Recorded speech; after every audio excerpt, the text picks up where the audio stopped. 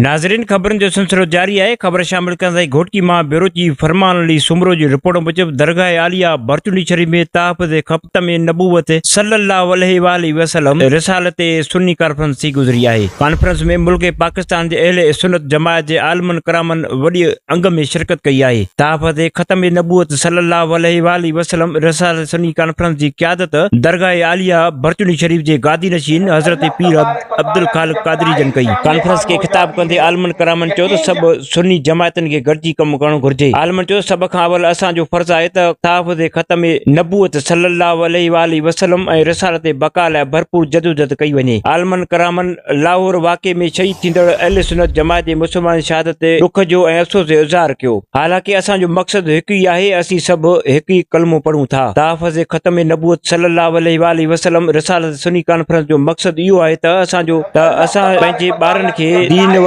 तालीम सां गॾु दीनी तालीम पिणु ॾियूं, जीअं हू अहले सुन्नत ऐं ताजदार ख़त्म नबूवत सल्लल्लाहु अलैहि वसल्लम जी बका जे लाइ किरदार अदा करे सघनि।